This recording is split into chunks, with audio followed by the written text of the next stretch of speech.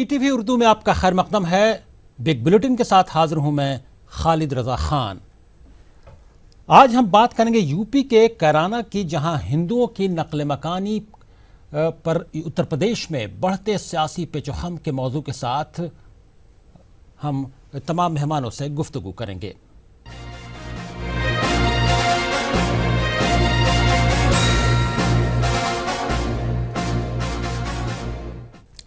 कैराना नकल मकानी मामला।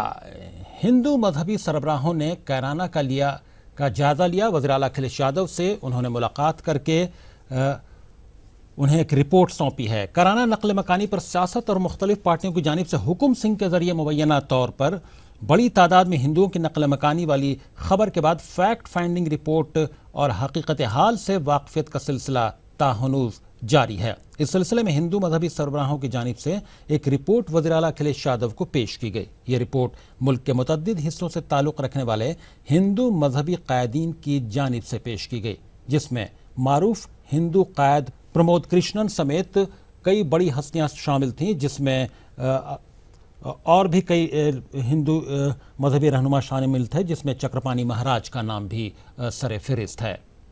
आपको बता दें कि उत्तर प्रदेश में यानी कैराना नकल मकानी पर सियासत और मुख्तलिफ पार्टियों की जानिब से हुकुम सिंह के ज़रिए मुबैना तौर पर बड़ी तादाद में हिंदुओं की नकल मकानी वाली खबर के बाद फैक्ट फाइंडिंग रिपोर्ट और हकीकत हाल से वाकफियत का सिलसिला ताहनूज जारी है।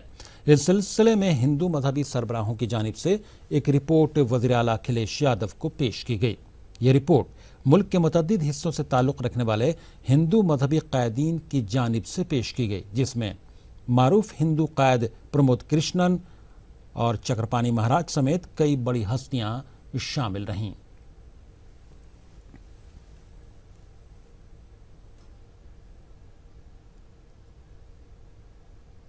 और हम तमाम मेहमानों का खैर मकदम करते हैं। शहजाद पूनावाला साहब आपका, अनीस मंसूरी साहब आपका और विनीत अग्रवाल शारदा साहब आपका। हम इस गुफ्तगू को जारी रखेंगे, लेकिन उससे पहले हमें लेना पड़ेगा अपने प्रोग्राम में एक छोटा सा ब्रेक।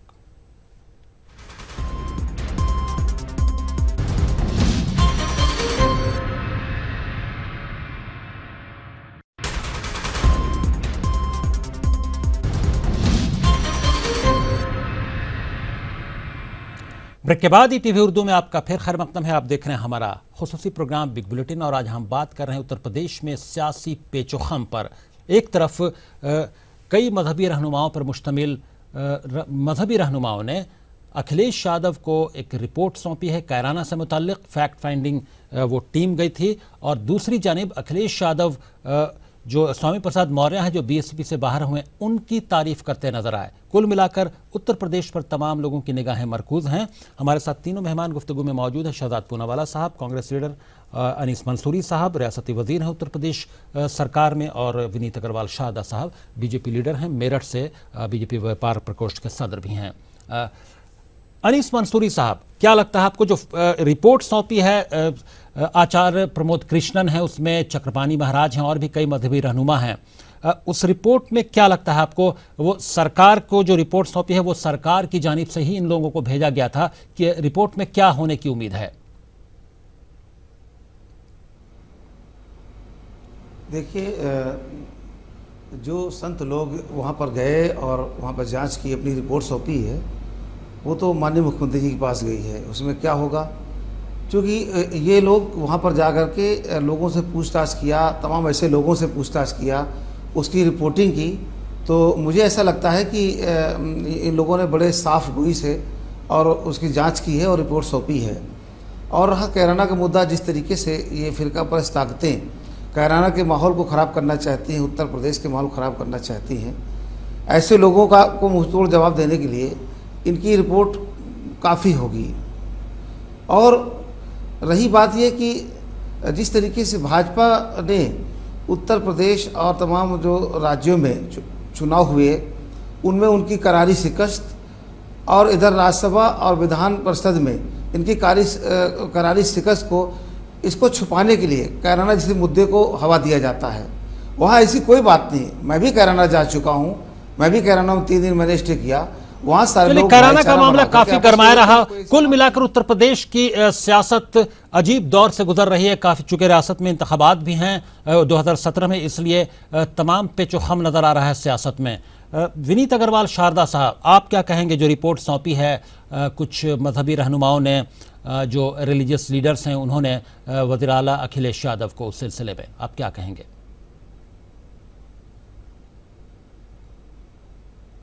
दे देता हूं। मंसूरी साहब ने जो कहा है वो मैं समझता हूं कि आपको राजनीति में, मैं आप मंत्री हैं, परंतु आपको इतना नहीं मालूम है कि उत्तर प्रदेश के हालात कितने बद से बदतर हो चुके हैं।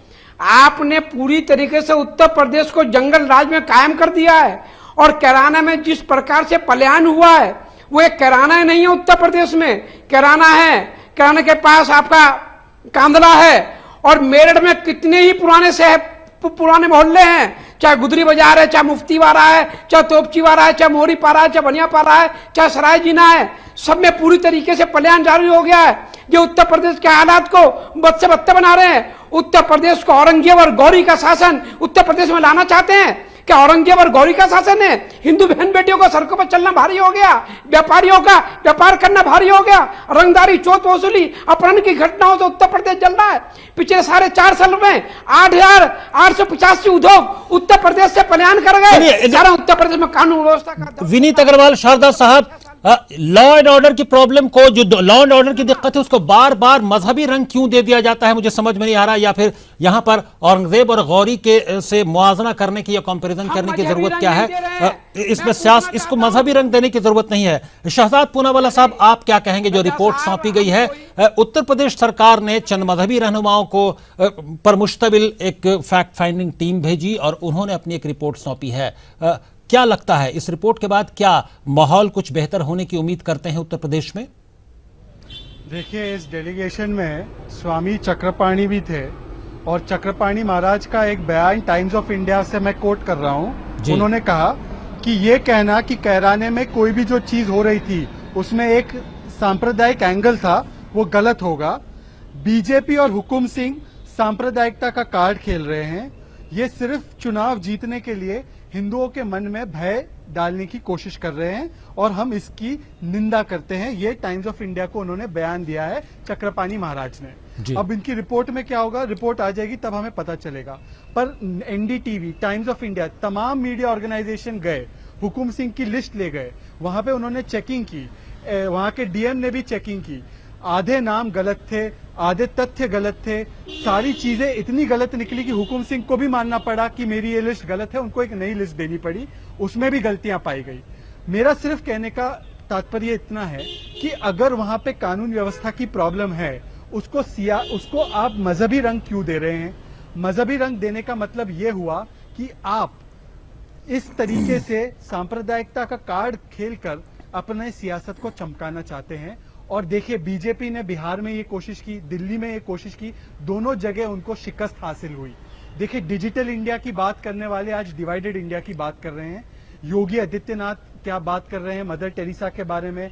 साध्वी प्राची का बयान देख लीजिए, मुस्लिम मुक्त भारत बनाना है, और एक बीजेपी का नेता बाहर आकर ये नहीं कहता कि साध्वी प्राची गलत है, योगी आदित्यनाथ गलत है, इनके ऊपर कोई कार्रवाई नहीं होती। तो इससे जाहिर है कि जो लोग राम राज्य की बात कर रहे थे वो राम राज्य नहीं ला पा रहे हैं, इसलिए राम मंदिर, सांप्रदायिकता के इश्यूज के ऊपर अब ये 2017 का चुनाव। जी, विनीत अग्रवाल शारदा साहब, आप क्या बोलेंगे इस पर? देखिए, मैं पूनावाला साहब से कहता हूं, ये पूना नहीं है जनाब, ये उत्तर प्रदेश है। उत्तर प्रदेश के हालात, कभी आप कैराना आइए, मैं कैराना 10 बार गया हूं, वहां के हिंदुओं के हालात देखिए, वहां की माताओं के पूछिए, वहां माताएं अपनी बच्चियों को स्कूल कॉलेज भेजने से विनीत अग्रवाल जी, चक्रपाणी महाराज का जो बयान है टाइम्स ऑफ इंडिया में जो उन्होंने कोट किया, उस पर आप क्या कहेंगे? मेरी बात मैं बता रहा हूं, मैंने वो बयान नहीं पढ़ा, नंबर 1। नंबर 2 बात, जो गए प्रमोद चक्रन जी गए, क्या नाम है उनका, आचार्य प्रमोद कृष्णन, कांग्रेसी लोग हैं। मैं इनके चक्रपाणी महाराज के बारे में क्या कहेंगे? वो भी कांग्रेसी हैं? पूरे कांग्रेसी हैं, कांग्रेस से चुनाव लड़े हैं, अब अभी राज्यसभा चाह रहे थे। चक्रपाणी महाराज, क्या ये जो समाजवादी पार्टी के लोग जो गए हैं, क्या क्यों गए? पहले जब सहारनपुर में मेरी 140 दुकानों को जला दिया गया था, 100 करोड़ से नुकसान हुआ, वहां पे उनके प्रभारी शिवपाल यादव जी को भेजा था। क्या हुआ? सहारनपुर में 140 दुकानें जलाई गई थी, 100 करोड़ से मेरे व्यापार नुकसान हुआ, आज तक उनको मुआवजा नहीं मिला। कैराना में क्या हो रहा है, आपके कांदला में क्या हो रहा है, आपके मुजफ्फरनगर का क्या सामने हिंदू मुस्लिम किसने करवाया? लेकिन आपके मुरादाबाद के पास कांट किसने विनीत करवाया? अग्रवाल जी, एक सवाल जो शहजाद पूनावाला साहब ने किया था आपसे कि क्या बीजेपी में बीजेपी में इसको कंडेम किया जाएगा, इसकी मजम्मत की जाएगी कि जो योगी आदित्यनाथ ने बयान दिया है और मदर टेरेसा के बारे में या मुसलमानों के बारे में जो बयान देते रहते हैं, या साध्वी प्राची ने जो बयान दिया है, क्या इस तरह के बयान को बीजेपी के लीडरान कंडेम करेंगे? इससे भी माहौल खराब होता है। देखिए, मैंने उनका कोई बयान नहीं सुना। नंबर एक बात, मुझे नहीं पता उन्होंने क्या कहा, पर मैं इतना कह सकता हूं, व्यक्तिगत उनके बयान हो सकते हैं। साध्वी प्राची भारतीय जनता पार्टी में नहीं है, मैं इतना आपसे कह सकता हूं। नंबर दो बात, मेरा ये कहना है कि आज हिंदुस्तान को आजाद हुए 69 वर्ष हो गए। हमारा हिंदुस्तान 350 वर्ष मुगलों की गुलामी में रहा और 250 वर्ष अंग्रेजों की गुलामी में रहा और 60 वर्ष इस कांग्रेस की गुलामी में रहा। आज कांग्रेस मुक्त हमने भारत कर दिया। उत्तर प्रदेश में हम समाजवादी पार्टी और बहुजन समाजवादी मुक्त हम उत्तर प्रदेश देंगे। उत्तर प्रदेश को सुशासन देंगे। अनीस मंसूरी साहब, स्थापना होगी। अनीस मंसूरी साहब, आप क्या कहेंगे लॉ एंड ऑर्डर की दिक्कत को? आखिर आपकी हुकूमत क्यों नहीं लॉ एंड ऑर्डर को कंट्रोल कर पा रही है रियासत में, कि उसको वो मौका मिल रहा है बीजेपी को या दूसरी जमातों को कि वो इसका फायदा उठा रहे हैं अपने अपने हिसाब से? देखिए ऐसा है, उत्तर प्रदेश में एक कामयाब सरकार माननीय अखिलेश यादव जी की चल रही थी और उत्तर प्रदेश पे भाजपा की निगाह है। और उत्तर प्रदेश के मुख्यमंत्री ने जिस तरीके से उत्तर प्रदेश के अंदर बहुत सारी योजनाएं चला करके उत्तर प्रदेश को खुशहाल बनाने की कोशिश की, ये भाजपा के लोगों के सीने पर सांप लौटने लगा और उनकी छवि को धूमिल करने के लिए, सरकार की छवि को धूमिल करने के लिए ये प्रदेश के अंदर सांप्रदायिक दंगे कराना चाहते हैं। जैसे इन्होंने कहा कि मुजफ्फरनगर में, शामली में, मेरठ में, आसपास सरधना में, जहाँ भी ये दंगे बता रहे हैं उत्तर प्रदेश हुआ, ये दंगे किसने कराए? ये दंगे तो आरएसएस भाजपा के लोगों ने ही कराए ना। उत्तर प्रदेश में किसने खराब किया? किन लोगों ने किया? किस लिए किया? कि उत्तर प्रदेश सरकार चाहते हैं। सुनिए, देखिए आप पहले बात हमारी सुन लीजिए। जब आप बोल रहे तो मैं नहीं बोला था, इसलिए आप मेरी बात को सुनिए। इतने आक्रोश में आने की जरूरत नहीं है। मुद्दा जिस पे उस पर जवाब दीजिए। आप भाग करके औरंगजेब कहाँ कहाँ चले जाते हैं, वो भाग रहे हैं। नहीं, आप मुद्दे से हट करके एक आप सांप्रदायिक रंग देना चाहते हैं। जनता समझ गई है कि आप भाजपा के लोग उत्तर प्रदेश में क्या करना चाहते हैं और ये जनता समझ गई है। और ये आप लोग हमेशा मजहबी रंग दे करके उत्तर प्रदेश को माल खराब करना चाहते हैं। इसलिए भाजपा को शर्म आनी चाहिए कि सारे जो रिपोर्टें आ रही हैं, उत्तर प्रदेश को सबसे ज्यादा माहौल खराब करा तो समाजवादी पार्टी ने किया। समाजवादी पार्टी पूरी तरीके से उत्तर प्रदेश में सत्ता में रहने लायक ही नहीं बची है। समाजवादी पार्टी लोकतांत्रिक पार्टी। शहजाद पूनावाला साहब, बात समझ में नहीं आ रही है, क्या बोलने की कोशिश करेंगे आप, क्या रद्द अमल देंगे? देखिए, ये कहना कि साध्वी प्राची का बीजेपी से कोई लेना देना नहीं, बीजेपी के टिकट पे उन्होंने पुरकाजी से चुनाव लड़ा था 2012 में। अब इन्होंने दो तरकीबें अपनाई हैं। एक तरफ तो मोदी जी डिजिटल इंडिया, सबका साथ सबका विकास की बात करते हैं, पर इन लोगों ने योगी आदित्यनाथ, साक्षी महाराज, साध्वी प्राची ऐसे तमाम लोगों को छोड़ रखा है सांप्रदायिकता का कीचड़ फैलाने के लिए, क्योंकि उनको पता है कि कमल खिलाना है तो कीचड़ फैलाना जरूरी है। मेरे सिर्फ 2 या 3 सवाल है। एक तो अगर ये कहते हैं कि लॉ एंड ऑर्डर की व्यवस्था बुरी है, उत्तर प्रदेश में लॉ एंड ऑर्डर की व्यवस्था बुरी है, ये बात मैं मानता हूं, पर 50 मौतें हो जाती है व्यापम मामले में मध्य प्रदेश में। वहां पे हर रोज 12 महिलाओं के साथ रेप होता है। देश में सबसे ज्यादा रेप अगर कहीं होता है तो मध्य प्रदेश में होता है। आज तक क्या बीजेपी वालों ने उसके बारे में आवाज उठाई है? अगर ये औरंगजेब का राज है तो मध्य प्रदेश में किसका राज है, मुझे वो बताएंगे वो। और दूसरी बात, जब गुजरात में दंगे हुए और वहां से मुसलमानों का पलायन हुआ, मुजफ्फरनगर दंगे हुए, वहां पे 50,000 लोगों का पलायन हुआ, तब भारतीय जनता पार्टी कहां थी उन लोगों के लिए बात रखने के लिए? तो मतलब इसका साफ है कि एक ही कौम की बात करना, एक ही संप्रदाय की बात करना, और वो भी झूठे तथ्यों पे। और ये बात कौन कर रहा है? संगीत सोम, संजीव बलियान, हुकुम सिंह, जो आरोपी है मुजफ्फरनगर दंगों में, वो लोग ये बात कर रहे हैं। पर इनको चक्रपाणी महाराज जैसे साधु संत की बात पे विश्वास नहीं है। इससे क्लियर कट एजेंडा दिखाई देता है कि इनको किसी ना किसी तरीके से उत्तर प्रदेश में सांप्रदायिकता की आग लगानी है और उसी पे अपनी सियासी रोटियां सेकनी है। पर मोदी जी को ये याद रखना चाहिए कि गाय की चर्चा की बिहार में, तो इनको कितनी सीटें मिली ये उनके सामने है। सांप्रदायिकता की आग फिर से लगाएंगे उत्तर प्रदेश में, तो इनको कुल मिलाकर हम तमाम लोगों से मिलेगा। अपील करेंगे कि इस तरह की बात जब मजहबी रंग देने की कोशिश की जाए किसी भी वाक़े को, तो उससे उसको एक्सेप्ट न करें। विनीत अग्रवाल, शारदा साहब, हम आपसे भी गुजारिश करेंगे कि कम से कम न्यूट्रल होकर ये जानने की कोशिश करें, ये समझने की कोशिश करें कि हर चीज़ को मजहबी रंग देना मुनासिब नहीं। हमें भी लगता है कि मजहबी रंग देना मुनासिब नहीं। लॉ एंड ऑर्डर पर आप सवाल उठा सकते हैं, ये आपका हक है अगर आप सेटिस्फाइड नहीं है तो, और बाकी सवालात भी आप उठा सकते हैं, लेकिन इस रंग में यानी मजहबी रंग में नहीं रंगना चाहिए इस किसी भी तरह के वाक़यात को। उससे माहौल ख़राब होगा, और जाहिर सी बात है माहौल ख़राब होगा तो उसका नुकसान समाज को ही मजमूई तौर पर उठाना पड़ेगा। और उत्तर प्रदेश में 2017 में असेंबली इंतखाबात हैं, इसलिए पूरी तरह से तमाम सियासी पार्टियां अपने अपने हिसाब से माहौल को अपने हिसाब से अपने मुआफिक बनाने की कोशिश कर रही हैं। बहुत बहुत शुक्रिया हम तीनों मेहमान का अदा करेंगे बिग बुलेटिन में शामिल होने के लिए। यहां पर लेंगे एक छोटा सा ब्रेक, फौरन हाजिर होते हैं और इस गुफ्तगू को हम जारी रखेंगे।